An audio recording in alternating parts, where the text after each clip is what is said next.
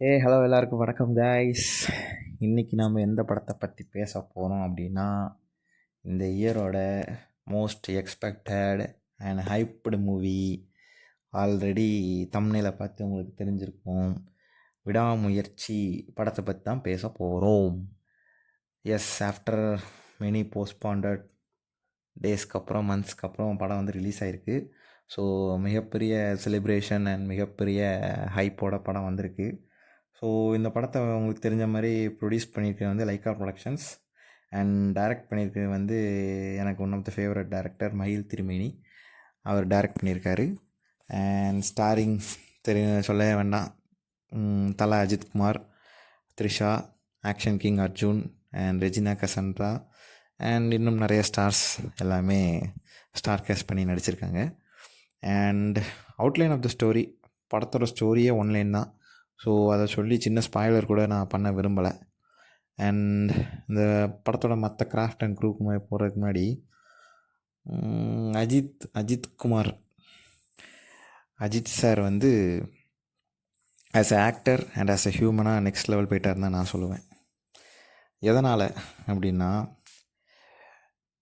அவரோட choice of script selection ரொம்ப டிஃப்ரெண்ட்டாக இருக்குது. இந்த படம் வந்து ஒரு எக்ஸ்பெரிமெண்டல் படம் தான் நான் சொல்லுவேன் அவரோட கெரியரில். ஆமாம், ஆஸ் எ ஹியூமனாகவும் இந்த படத்தில் நடித்த விதமும் ஒரு சில டயலாக்ஸும் அண்ட் அகெயின் நான் சொன்ன மாதிரி இந்த ஸ்கிரிப்ட் செலெக்ஷனும் அவரை வந்து ஒரு நெக்ஸ்ட் லெவலுக்கு கொண்டு போயிருக்கு.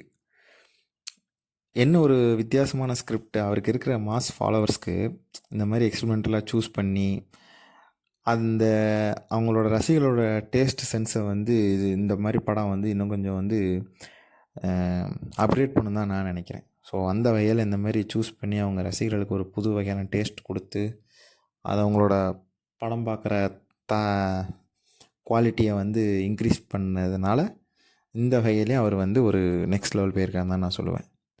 அதை விட எனக்கு ரொம்ப ரொம்ப பிடிச்ச விஷயம், படத்தில் நிறைய இடத்துல அந்த படத்துக்கு என்ன மாதிரி பெர்ஃபார்மன்ஸ் தேவையோ அதை மட்டும்தான் கொடுத்துருக்காரு. நம்ம இது வரைக்கும் பார்த்துருப்போம், மாஸ் ஹீரோ படம் மாதிரி வில்லன் வம்புகளுத்தா உடனே ஹீரோ வந்து பஞ்ச் டைலாக் பேசி திரும்ப வில்லனை பொலன்னு பொழக்கிற மாதிரி, அந்த மாதிரி தான் நம்ம இது வரைக்கும் பார்த்து நம்ம மைண்ட் வந்து ட்ரெயின் ஆகிருக்கு இல்லையா. பட் ஆனால் இந்த படத்தில் அப்படி இருக்கவே இருக்காது. என்டையராகவே நீங்கள் வேறு அஜித் தான் பார்ப்பீங்க. அந்த கதையில் அந்த ஹீரோ சப்ஜெக்ட் வந்து என்ன பண்ணுமோ, என்ன மாதிரியான ரியாக்ட் பண்ணுமோ அதை தான் அஜித் பண்ணியிருப்பார்.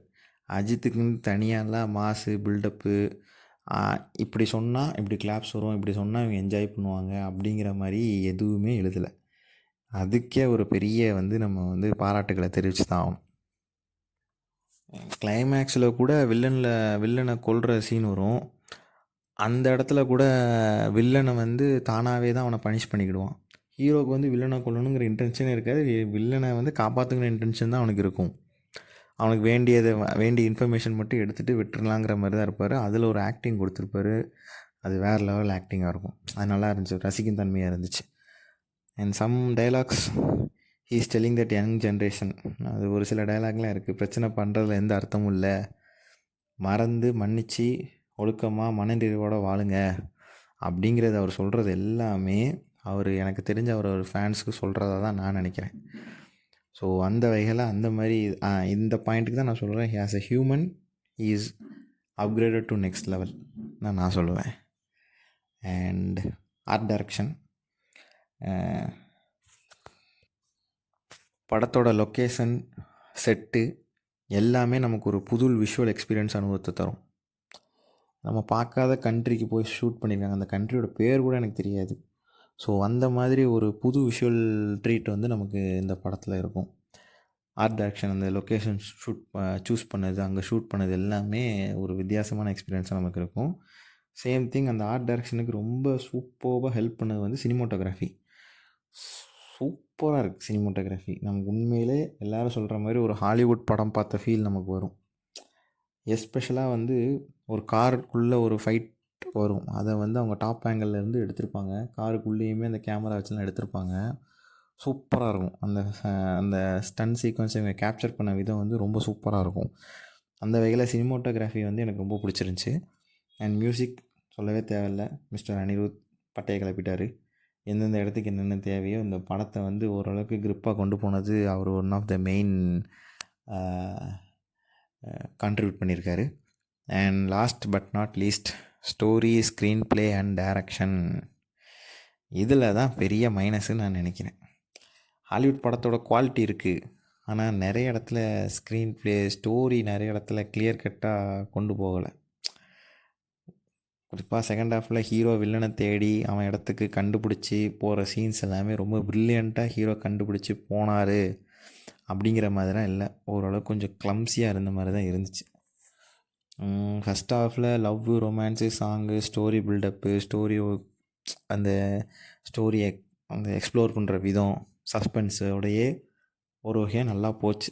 ஆனால் செகண்ட் ஹாஃபில் ஒரே விஷயத்தை சுற்றி சுற்றி சுற்றி கதையை கொண்டு போகிறதுனால அந்த அளவுக்கு சுவாரஸ்யம் நமக்கு இல்லை. இன்னும் கொஞ்சம் பெட்டராக பண்ணியிருக்கலான்னு தோணுது.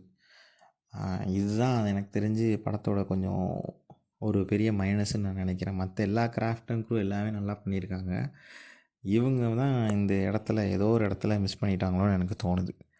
அண்ட் ஓவராலாக அந்த படம் வந்து எப்படின்னா, ரொம்ப மோசமான படம் கிடையாது, ரொம்ப நல்ல படம் கிடையாது, in between that okay type movie தான். அண்ட் என்னோடய ரேட்டிங் பார்த்திங்கன்னா 5க்கு 2.5 கொடுக்கலாம்.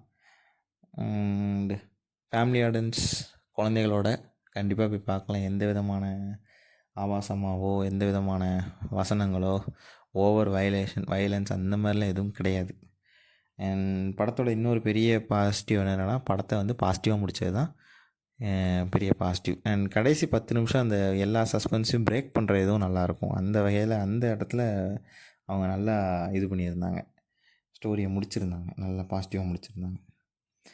அண்ட் எனக்கு இந்த படம் பார்த்துட்டு, இந்த படத்தை பற்றி நிறைய காசிப்ஸ்லாம் வந்துச்சுல இடையில, இதனால தான் இந்த படம் டிலே ஆகுது, இதனால தான் ஷூட் போகல, இது ஆகலை அதாகலான்னு சொல்லிட்டு நிறைய காசிப்ஸ் வந்துச்சுல. ஸோ இந்த படத்தை இப்போ நான் பார்த்துட்டு வெளியே வரும்போது எனக்கு லோகேஷ் கனகராஜ் சொன்ன விஷயம் தான் ஞாபகம் வருது. படம் ஷூட்டிங்கில் ஏதாவது பிரச்சனைனா அது ஸ்க்ரீனில் தெரிஞ்சிடும் அப்படின்னு சொன்னார். ஸோ மேபி ஷூட் பண்ணுறப்போ ஏதாவது ப்ராசஸில் ஏதாவது ஒரு ப்ராப்ளம் இருந்தாலும் இருந்திருக்கலாமோன்னு எனக்கு என்னமோ தோணுது.